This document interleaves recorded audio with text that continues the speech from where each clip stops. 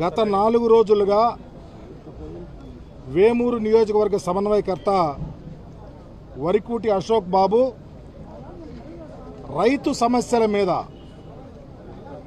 పెండింగ్లో ఉన్నటువంటి డ్రైనేజీకి సంబంధించి తూటికాడ వల్ల చాలామంది రైతులు నష్టపోతా ఉన్నారని చెప్పేసి తూటికాడ తీయమని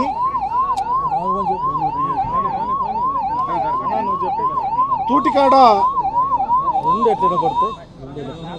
తీయమని అధికారులను అడిగితే అధికారులు వచ్చి తీస్తానని చెప్పిన తరువాత ఆ వర్క్ చేయకపోవటం వల్ల ఇరిగేషన్లో డ్రైనేజ్ అధికారుల దగ్గరకు వచ్చి తన యొక్క వాణిని వినిపించాలని వస్తే అతన్ని దారుణంగా అరెస్ట్ చేసి ఈడ్చుకుంటా తీసుకొని వచ్చి హాస్పిటల్లో పడేసినటువంటి వైనాన్ని చూసాం.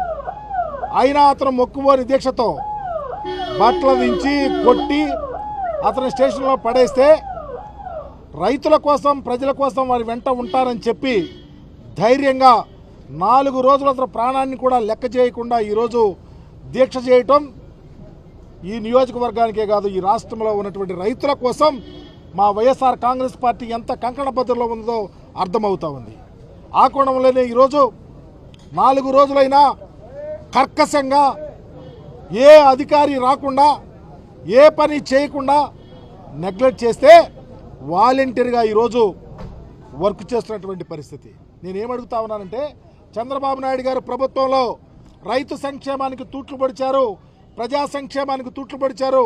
పర్టికులర్గా వేమూరు నియోజకవర్గంలో ఏ పని జరగటల్లా. రాబోయే రైతులకు సంబంధించి తరుణం వచ్చింది, నాట్లేసుకునే తరుణం వచ్చింది. తూటాకు తీయమని అడిగితేనే 4 రోజులు అంపశయ్యపై పడుకునే విధంగా మా నాయకుడిని చేశారంటే ఎంత దారుణమని అడుగుతా ఉన్నా.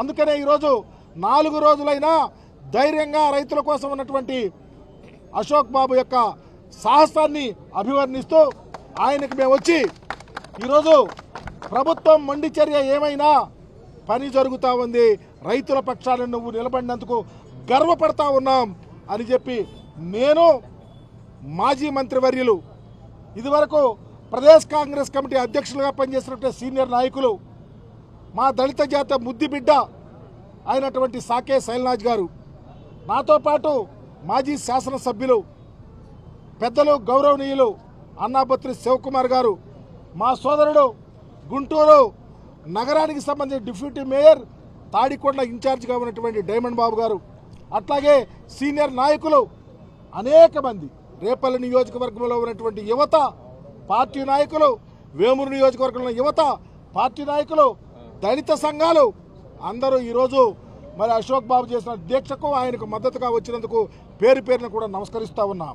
నేను ఒకటే చెప్తా ఉన్నా, ఈ సమావేశం ద్వారా చంద్రబాబు గారు మీ కుట్రలు కుతంత్రాల ద్వారా అధికారులను రాకుండా పనులు చేయకుండా ఆపుతారేమో కానీ మా గళం విప్పుతానే ఉంటాం, మేము ప్రజల తరపున పోరాడుతూనే ఉంటాం, అధికారం మాకు వస్తుంది, వీటన్నిటికీ లెక్కలు చూపిస్తామని కూడా మీకు తెలియపరుస్తూ శైలజనాథ్ గారిని మాట్లాడవలసిందిగా కోరుతా ఉన్నా. మాట్లాడే అశోక్ బాబు గారు మా వైఎస్ఆర్సీపీ నాయకులు, వేమూరు సమన్వయకర్త. రైతులకి రైతుల సంక్షేమం కోసం వాళ్ళు పంట పెట్టుకోవడం కోసం ఒక చిన్న పని, ఆ చిన్న పని అడిగితే ఆ పని చేయకుండా అతని పైన దౌర్జన్యాన్ని, ఒక మాట ఈ పదం ఖచ్చితంగా వాడుతూ ఉన్నాం. ఈరోజు చంద్రబాబు నాయుడు దౌర్జన్యం చేస్తూ పరిపాలన చేస్తూ ఉన్నాడు. ఈ దుర్మార్గమైన దౌర్జన్యంతోనే అతను ఈరోజు రైతాంగాన్ని కూడా భయపడిచ్చే ప్రయత్నం చేస్తే వైఎస్ఆర్సీపీ కార్యకర్తలు కానీ నాయకులు కానీ ఎవరు భయపడరు అని చెప్పమన్నాడు మా నాయకుడు జగన్మోహన్ రెడ్డి గారు.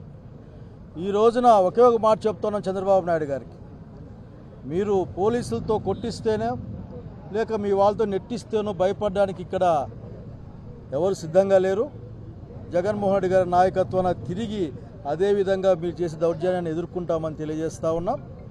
ఆల్రెడీ పనులు మొదలైనాయి కనుక రైతాంగం పక్షాన స్థిర నిర్ణయంతో గట్టిగా నిలబడ్డ మా అశోక్ బాబుని పార్టీ పరంగా అభినందిస్తూనే రైతాంగం పక్షాన వైఎస్ఆర్సీపీనే ఎల్లకాలం నిలబడుతున్న సత్యాన్ని తెలియజేస్తూ జగన్మోహన్ రెడ్డి నాయకత్వాన రైతుల కోసం చివరికంటూ పోరాడతామని, వారి పక్షాన ధైర్యంగా ఉంటూ రైతుల కోసం అహర్నిశలు కృషి చేసే పార్టీ కేవలం జగన్మోహన్ రెడ్డి గారి నాయకత్వంలో ఉన్న వైఎస్ఆర్ కాంగ్రెస్ పార్టీ అని తెలియజేసుకుంటూ అశోక్ కుమార్ గారికి పార్టీ తరఫున అతనికి అభినందనలు తెలియజేస్తూ అట్లాగే అతను సహకరించిన ప్రతి ఒక్కరికి పార్టీ శ్రేణులకు పార్టీ అభిమానులకు అట్లే వరికూటి వారి అభిమానులకు అందరికీ కూడా నేను అభినందనలు తెలియజేస్తూ నమస్కారాలతో మరొక్కసారి చంద్రబాబు నాయుడు గారు భయపడిచ్చి మాతో ఏం చేయించలేరు.